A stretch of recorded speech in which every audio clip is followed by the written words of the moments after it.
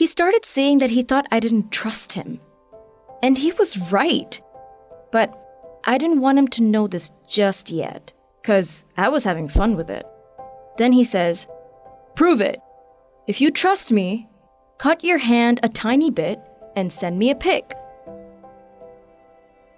I'd been trapped in my house for 7 days because the coronavirus was here and I had nothing to do. My parents would just sit downstairs while I'd watch YouTube. Sit on my bed, read books, watch YouTube. Sit on my bed, read books, watch YouTube. Sit on my bed, read books. I'd never been so bored before. I even wished I could be back at school. One day, I decided I was gonna go look for some chat rooms. I wished I could speak with my friends on them, but they're not allowed on. Their parents have blocked them because they say they're dangerous. I'm not really sure what my parents think of them, but I thought to myself, well, if I don't ask them, then they can't say no. I'd not been in chat rooms before and I felt kind of nervous, like I was doing something I wasn't supposed to be doing, but it was the only thing I had left to do to stop my boredom. I sat up in my bed, clutching my phone as I navigated to Google and began typing online chat rooms for kids. The list was endless, and there were definitely some really strange ones that I shouldn't have been looking at. I found one that was just random chats for kids, so I decided to sign up. As soon as I joined, I started getting messages. Pop, pop, pop, pop. Some of them were really creepy, so I just stayed in the main room. After a while of chatting with a girl called Sam, I accepted her private message because she seemed nice. But as soon as I accepted her, she asked if I could send her a picture of me. I wasn't gonna do that, so I blocked her straight away.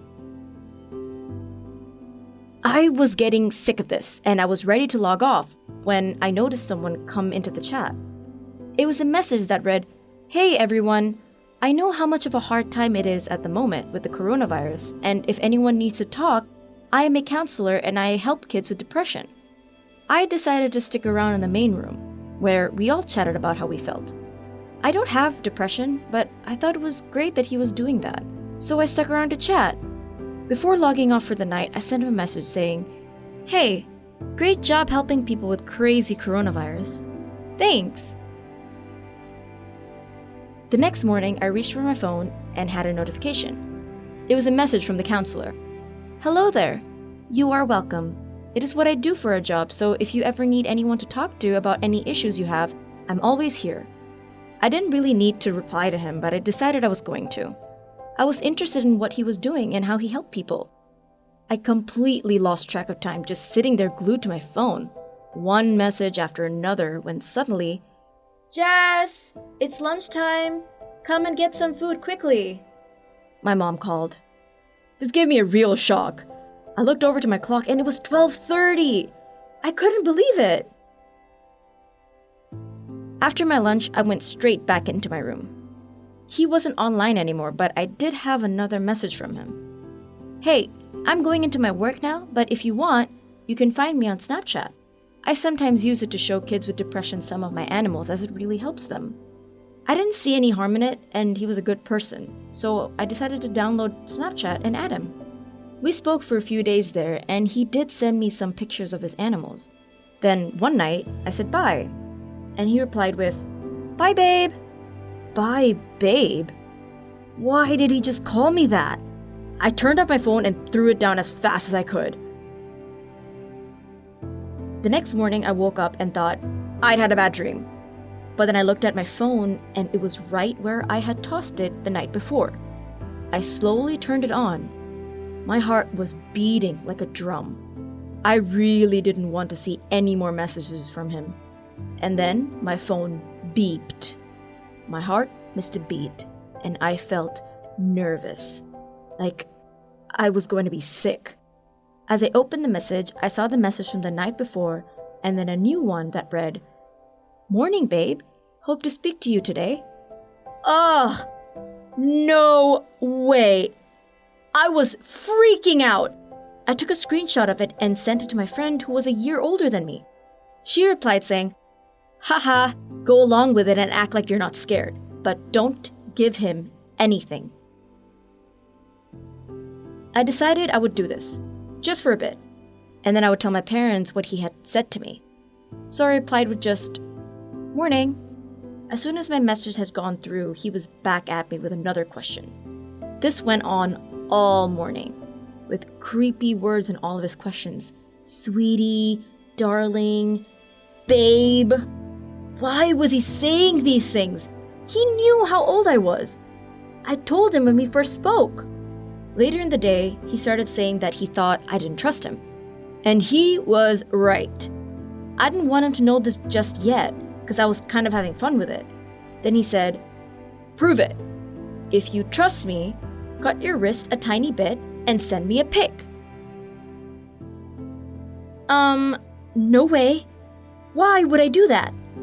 I told him, "No, I won't cut myself, but I will do whatever else you want me to do." And as soon as I typed that, I regretted it. I knew it was stupid. I was so scared of what it was going to be. Then he said it. Strip butt naked and send me a video. I was dying to come out and say, "Heck no, you creep!" But I decided to mess with him some more. I tried to change the subject and said, "Do you like me?" He said, "Yes."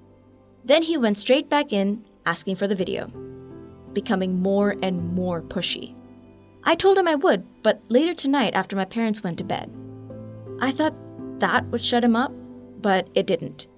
He started asking for a pic of me fully clothed so he can see what he was waiting for. Ugh, gross! I told him, "No, you have to wait." After that, he started asking me if I liked older guys, and I do not at all. But of course I said yes. He asked me how much older, and my answer was, "Oh, like 2 to 3 years older," knowing that he must be much older than that. Then he says, "Aw, I guess you won't like me then." I asked how old he was, and he said, "I'm 39, but I look younger."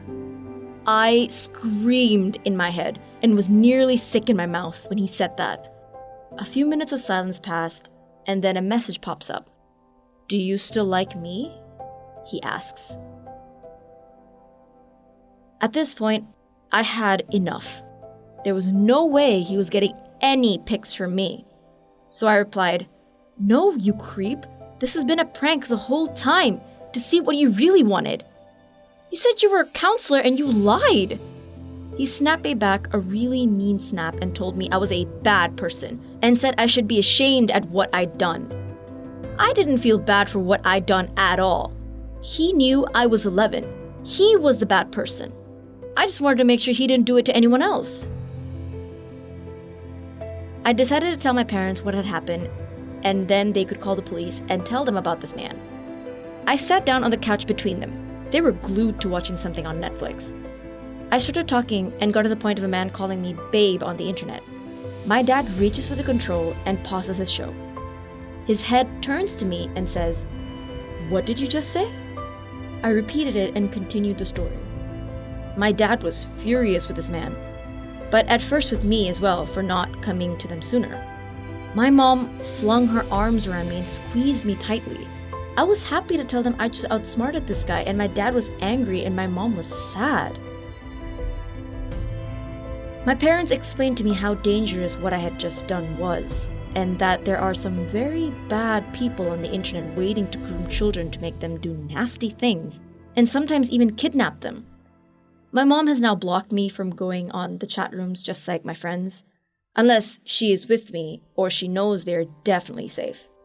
Now that I look back on it, what I did was dangerous, and if I ever see it again, I will report them and tell my parents straight away. The internet is full of bad people who prey on children every day. This doesn't only apply to girls either. Boys can be just as vulnerable to these predators. If you think someone is speaking to you inappropriately, then you need to report them straight away to your parents or the police. In this story, the submitter knew all along it would go no further and had her boundaries. But sometimes jokes start off seeming like a bit of fun, but then they can quickly go too far and become dangerous. In recent years, the internet has exploded, giving access to people of all ages from all around the world. You need to remember you don't always know who you are speaking with. Predators are out there disguised in the crowd of internet chat rooms and forums, waiting to prey on children, both male and female. It has never been easier for predators to share images and videos around the internet, and in the worst cases, groom children into meets, leading them into abduction and sex trafficking.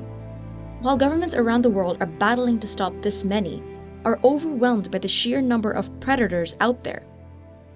This has led to independent groups of professionals in many fields setting up to help make a change. One of these groups is StopChildPredators.org, who, through education, coalition building, and advocacy, are dedicated to protecting children from sexual predators. If you would like more information and to see how you can help, please visit the link in the description.